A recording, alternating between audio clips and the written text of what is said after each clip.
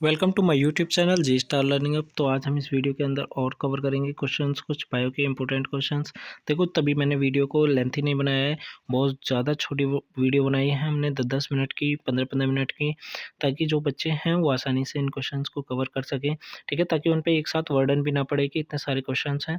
और बहुत ही simple question है, ईजी क्वेश्चन है, यही क्वेश्चन बार बार रिपीट होते हैं। ऐसा हो सकता है कि किसी बच्चे ने इन क्वेश्चनों को याद ना किया हो, तो उनके लिए थोड़ा सा हार्ड हो सकता है, लेकिन इम्पॉसिबल नहीं है। आपके पास 2 दिन का टाइम है अभी, और 2 दिन में आप 60 प्लस मार्क्स कवर कर सकते हो। ठीक है? तो इस वीडियो में हम बात करेंगे व्हाट इज़ पार्थेनोजेनेसिस प्रोसेस की, पार्थेनोजेनेसिस प्रोसेस। और इसके अलावा अगर हम बात करें, एक क्वेश्चन ये भी होता है कि एपोमिक्सिस क्या होता है? एपोमिक्सिस, ठीक है? एपोमिक्सिस को कवर करना है आपको, पूरी तरह से पता होना चाहिए। और पॉली एम्ब्रियोनी, एम्ब्रियोनी, ठीक है? पॉली एम्ब्रियोनी, एपोमिक्सिस और पार्थेनोजेनेसिस, ये तीनों क्वेश्चन आपको कवर होने चाहिए। What is vasectomy? वैसेक्टोमी क्या होता है? वैसेक्टोमी के अलावा अगर हम बात करें, तो एक क्वेश्चन और होता है जिसको हम ट्यूबेक्टोमी कहते हैं। क्या होता है? ट्यूबेक्टोमी, ट्यूबेक्टोमी, ठीक है? ट्यूबेक्टोमी वाले क्वेश्चन को आप कवर करेंगे, और वैसेक्टोमी, दोनों हैं। नेक्स्ट क्वेश्चन की अगर हम बात करें, तो नेक्स्ट क्वेश्चन है पॉलीप्लॉइडी। पॉलीप्लॉइडी, पॉलीप्लॉइडी, इसके साथ साथ मैंने बताया था कि एन्यूप्लॉइडी भी करना है। एन्यूप्लॉइडी, देखो इनसे बाहर क्वेश्चन कहीं नहीं जाता है, ज़्यादा हेडेक लेने की ज़रूरत नहीं है। अगर आपने हमारे क्वेश्चन सीरीज़ को देख रखा है, पहले जो वीडियो अपलोड करी है हमने, तो देखो इनसे क्वेश्चन, आप क्वेश्चन पेपर को उठा के देखना और फिर हमारी वीडियो को देखना। अगर जो क्वेश्चन हमने करवाए हैं, अगर उनसे नहीं आए हैं, या जो बोर्ड के पेपर में क्वेश्चन आए हैं, अगर हमारी वीडियो के अंदर नहीं है, ठीक है ना? तो तब हमसे कमेंट करके आप पूछ सकते हो कि सर आपने ये पढ़ाया था, लेकिन इसके अंदर ये क्वेश्चन नहीं है। ठीक है? आपने आपकी वीडियो को पूरी तरह से देखा था, कंप्लीट वीडियोज़ देखे थे, लेकिन उनमें नहीं आया है ऐसा कुछ भी, तो आप हमसे कह सकते हैं। ठीक है ना? हमें 6 प्लस ईयर का टीचिंग एक्सपीरियंस है एचबीएसई बोर्ड में। हमारे पढ़ाए हुए बच्चे 98, 99, ठीक है, आउट ऑफ 100 में आते हैं हर साल। तो आप टेंशन ना लें ऐसा कि हमारे पास कोई ऐसी वीडियो है कि हम तुक्का से कोई वीडियो बनाई है। तो देखो हमने पहले भी बताया था कि आपको एमसीक्यू क्वेश्चंस कवर करने हैं सारे के सारे, जो कि आपके फर्स्ट चैप्टर से लेकर के 30 चैप्टर तक है। एमसीक्यू के अलावा आपके असर्शन रीजन दे रखे हैं। देखो हर चैप्टर के अंदर असर्शन रीजन 2 या 3 दे रखे हैं, 2, 3, 1, ठीक है ना? उनको कवर करना है असर्शन रीजन को, उनसे बाहर कोई भी असर्शन रीजन नहीं आता है। और देखो केस स्टडी वाले क्वेश्चंस मैंने इनमें नहीं करवाए हैं। केस स्टडी वाले क्वेश्चन भी आपके जो 1 मार्क्स के क्वेश्चन होते हैं ना, आपके जो उसमें वेरी शॉर्ट क्वेश्चन दे रखे हैं दीपक की गाइड या लक्ष्मी के रिवीजन पेपर में, तो आप दीपक का रिवीजन पेपर या लक्ष्मी का रिवीजन पेपर, तो दोनों में से आप 1 मार्क्स के क्वेश्चन कवर कर लेंगे। तो केस स्टडी क्वेश्चन में आपको पैराग्राफ पढ़ने की ज़रूरत नहीं पड़ेगी। आप उन क्वेश्चनों को आप अपने ही नॉलेज के बेस पर कर सकते हो, ठीक है? तो देखो उसके अलावा अगर हम बात करें, तो ये 1 मार्क्स के क्वेश्चन और फिर एमसीक्यू क्वेश्चन और असर्शन रीजन और वेरी शॉर्ट जो हैं 1 मार्क्स के, ये 18 नंबर के आते हैं टोटल, ठीक है? तो अगर बिल्कुल अगर आप याद करके जाओगे, तो 18 आउट ऑफ 18 हो जाएंगे ठीक, बिल्कुल ठीक हो जाएंगे, गारंटी है इस बात की। ठीक है, इससे बाहर कुछ नहीं है। देखो नेक्स्ट क्वेश्चन है पॉलीप्लॉइडी, और इसके अलावा है स्ट्रैटिफिकेशन इन इकोसिस्टम। इकोसिस्टम वाले चैप्टर से देखो इकोसिस्टम, एक तो जो एचबीएससी वाले क्वेश्चन हैं जिन पे एचबीएससी लिखा हुआ है, आपके लक्ष्मी रिवीजन पेपर पे या दीपक के रिवीजन पेपर में जिन पे एचबीएससी लिखा हुआ है, एक भी क्वेश्चन को मिस ना करें, चाहे वो एमसीक्यू में दे रखा है, चाहे वो आपके शॉर्ट में लॉन्ग में क्वेश्चन दे रखे हैं, एक भी क्वेश्चन को नहीं छोड़ोगे आप, उन सबको याद करके जाओगे। ठीक है ना? स्ट्रैटिफिकेशन क्या होता है? स्ट्रैटिफिकेशन के बारे में आपको इकोसिस्टम वाले चैप्टर में दे रखा है, और स्टैंडिंग क्रॉप वाला भी दे रखा है, ठीक है? और नेक्स्ट क्वेश्चन की अगर हम बात करें, तो given example of copper releasing IOD, copper releasing IOD का एग्जांपल बताना है, या फिर कॉपर रिलीजिंग आईओडी के एक तरह से एग्जांपल जैसे पूछा है, तो उसका कॉपर रिलीजिंग आईओडी कौन से होते हैं ऐसे भी पूछ सकता है। Name the any 2 copper releasing IUD, वो एग्जांपल ना लिख के बोल देगा कि name any 2 copper releasing IUDs intrauterine device, how does it help in preventing pregnancy. ठीक है, ये हमारी फर्स्ट वीडियो के अंदर था ये क्वेश्चन। मैंने आपको बताया था कि स्टेटमेंट चेंज हो जाती है थोड़ी सी, लेकिन क्वेश्चन यही हो रहते हैं। ये क्वेश्चन काफ़ी रिपीट हो रहे हैं, देख लो आप, हमारी फर्स्ट वीडियो को उठा करके देखो, तो आपको मिलेंगे उसमें 40 से 50 क्वेश्चन जिनसे बाहर कुछ भी नहीं है। अगर उनमें थोड़ा-सा आप डिटेल में याद करोगे तो उनसे बाहर कुछ भी नहीं है, ठीक है ना? ये क्वेश्चन की स्टेटमेंट के हिसाब से हमने इन क्वेश्चनों को आपको करवाया है, ठीक है? How does it help in preventing pregnancy को कैसे रोकता है कॉपर रिलीजिंग क्वेश्चन ये आपके चैप्टर 3rd में से है, रिप्रोडक्टिव हेल्थ वाले चैप्टर में। Are the thorn of bougainvillea and tendrils of cucurbita homologous organ या analogous?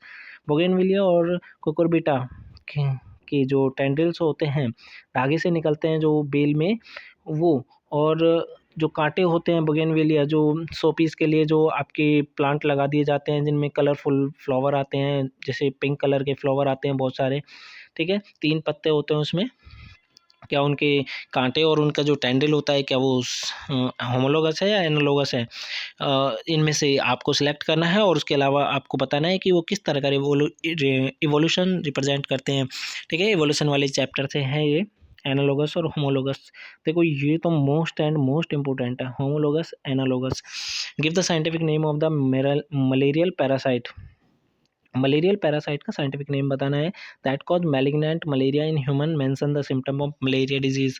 Human health and disease वाले चैप्टर से है, मलेरिया का पूछा है इसमें, मलेरिया डिजीज के बारे में, इसका पैरासाइट, ठीक है, प्लाज्मोडियम जो है।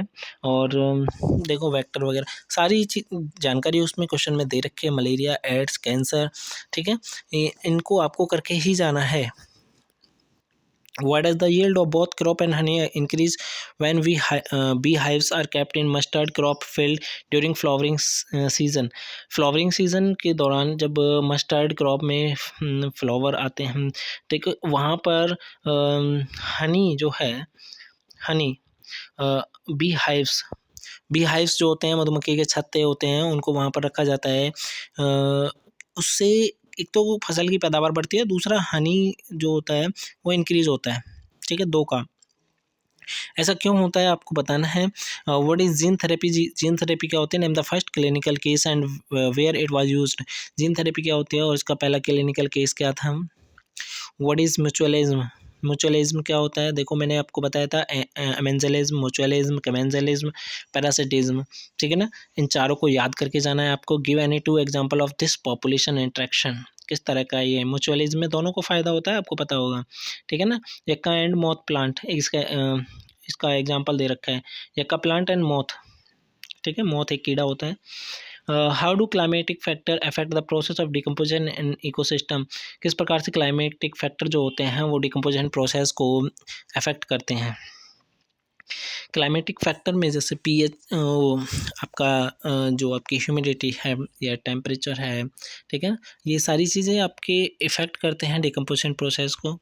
देखो एक तो सर्दी है, यानी कि टेम्परेचर बहुत कम है तो डिकम्पोजिशन प्रोसेस बहुत स्लो होगी। अगर टेम्परेचर ज़्यादा है, ह्यूमिडिटी भी ज़्यादा है, तो उसमें डिकम्पोजिशन प्रोसेस बहुत तेज़ी से होती है, आप भी जानते हो, ठीक है। State any 2 uses of biodiversity in agriculture. Biodiversity के 2 यूज़ बताने हैं एग्रीकल्चर के अंदर। How does an electrostatic precipitator work to remove particulate pollutant release from the thermal power plant?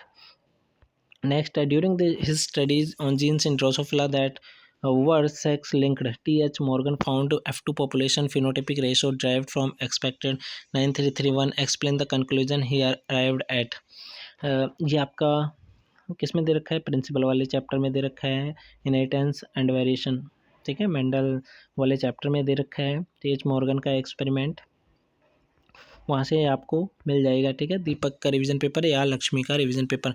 How are flocs produce in the secondary treatment plants of sewage microbes in human welfare वाले chapter में ये question आपको primary treatment plant, secondary treatment, tertiary treatment, ठीक है ना, ये सारी चीज़ें वहाँ पे कवर हो जाएंगी। मैंने सिर्फ आपको क्वेश्चन बताए हैं, आपकी जिम्मेवारी है कि आप इनको याद करें। मैंने सिर्फ इंपॉर्टेंट क्वेश्चन बताए हैं ताकि आपका ध्यान ना भटके, आपको पता भी लग जाए कि ये क्वेश्चन ही कवर करके जाएं तो भी हमें बहुत बेनिफिट होगा। और नेक्स्ट क्वेश्चन है, how are the desired DNA sequence used in biotechnology cut? Explain the technique used to separate the cut fragment. Biotechnology वाले चैप्टर से उठाया गया क्वेश्चन है ये, ठीक है ना। DNA sequence, desired DNA sequence को कैसे यूज़ करते हैं, कैसे कट करते हैं, ठीक है, और कट फ्रेगमेंट को किस प्रकार से अलग किया जाता है। नेक्स्ट क्वेश्चन है, explain the treatment of adenosine deaminase deficiency by genetically engineered lymphocytes. Why is this treatment not permanent? ठीक है। एडेनोसिन डीअमाइनेज डेफिशिएंसी के बारे में आपको बताना है, ट्रीटमेंट के बारे में, और किस प्रकार से जो ये ट्रीटमेंट है ये परमानेंट नहीं है, ठीक, कुछ टाइम के लिए होता है, परमानेंट नहीं होता है। Explain with example how do alien species invasion cause extinction of indigenous species. किस प्रकार से कोई बाहर से आई हुई स्पीसीज जो वहाँ पे रह रही स्पीसीज हैं उनको किस प्रकार से वो लुप्त कर सकता है, उसके बारे में भी देखो इकोलॉजी वाले यूनिट से उठाए गए क्वेश्चन है। नेक्स्ट अगर हम क्वेश्चन की बात करें तो label diagram of fertilized embryo sac of a flowering plant labelled all its cellular component. देखो यहाँ पर फिर से फर्टिलाइज एम्ब्रायो सैक का एक डायग्राम आ गया है और इसके सेलुलर कंपोनेंट्स के बारे में बताना है आपको। ग्लोबुलर हार्ट शेप्ड है, ठीक है ना, आपको डायग्राम दे रखे हैं एनसीईआरटी में। अगर नहीं तो आप उसमें देखो एनसीईआरटी में दे ही रखे हैं, दीपक रिवीजन पेपर और लक्ष्मी रिवीजन पेपर थे, आप इसको कवर कर सकते हैं। Explain the development of endosperm from this embryo sac. Endosperm का फॉर्मेशन किस प्रकार से होता है एम्ब्रायो सैक से। Draw diagram of LS of an embryo of grass. देखो फिर यहाँ पर हमने फर्स्ट वीडियो में करवाया था ये question. LS of embryo of grass, label it's all the parts, explain any two advantage of seed offer to flowering plant। Next question की बात करें, right the specific location and function of following sales. एक तो इनकी location बतानी है, Leydig cell कहाँ होती है, सर्टोली सेल कहाँ होती है, प्राइमरी स्पर्मेटोसाइट्स कहाँ होते हैं। देखो सेमनीफेरस ट्यूब्यूल के अंदर सर्टोली सेल और प्राइमरी स्पर्मेटोसाइट होते हैं, जबकि सर्टोली सेमनीफेरस ट्यूब्यूल के बाहर लेडिक सेल होती हैं। एंड्रोजन को ये रिलीज़ करने में हेल्प करती हैं ताकि टेस्टोस्टेरोन बढ़ सके और फिर स्पर्मेटोजेनेसिस प्रोसेस स्टार्ट हो सके, ठीक है। और इनके फंक्शन बताने, सर्टोली सेल नरिशमेंट प्रोवाइड कराता है, अंदर की साइड होता है सेमनीफेरस ट्यूब्यूल में। प्राइमरी स्पर्मेटोसाइट क्या होता है, जिनसे डिवाइड होकर के सेकेंडरी स्पर्मेटोसाइट बनते हैं। Explain the role of accessory glands in human male reproductive system. Accessory glands कौन सी होती है, डक्ट्स का भी क्वेश्चन आता है, ठीक है ना। यहाँ पे आपको इस बात का ध्यान रखना है कि एसेसरी ग्लैंड्स के साथ साथ एक्सेसरी क्या एक्सेसरी एक्सेसरी डक्ट्स का क्वेश्चन भी आपको आना चाहिए, ठीक है ना। इन दोनों में से एक क्वेश्चन पूछ लिया जाता है। अगर हम आगे बात करें, name the inner and middle layer of human uterus. Middle layer के बारे में, इनर मोस्ट तो आपकी एंडोमेट्रियम होती है, आपको पता है, और बीच की जो मिडिल लेयर होती है वो मायोमेट्रियम होती है। एक्सप्लेन देयर रोल्स, उनके रोल्स बताने, बहुत सिंपल क्वेश्चन है। एंडोमेट्रियम तो आपको पता ही होगा, सबसे अंदर की होती है, मेंस्ट्रुएशन में हेल्प करती है, यही टूट करके बाहर निकलती है, ठीक है ना। मेंस्ट्रुएशन के दौरान मेंस्ट्रुएशन साइकिल चलती है जो फीमेल्स के अंदर, उसमें जो ब्लीडिंग होती है वो इसी के कारण होती है। और इसके अंदर ग्लैंड्स भी होती हैं छोटी छोटी, ठीक है ना, ये पूरी तरह से मैच्योर हो जाती हैं। और अगर हम बात करें एंडोमेट्रियम की, तो यही वो लेयर होती है जहाँ पर जाइगोट ब्लास्टूला में कन्वर्ट होकर के क्या होता है, इससे अटैच होता है, ठीक है ना। और मिडिल लेयर कौन सी होती है, मायोमेट्रियम। मायोमेट्रियम लेयर ऑक्सीटोसिन की वजह से जब वो डिलीवरी होती है बेबी की, तो ये कॉन्ट्रैक्शन में हेल्प करती है। देखो ये आपका ह्यूमन रिप्रोडक्शन वाले चैप्टर से। Explain the process of parturition in human female. Parturition के बारे में बताना है। पार्चुरेशन आपको पता ही होगा, प्रसव क्रिया। प्रसव क्रिया क्या होती है, डिलीवरी।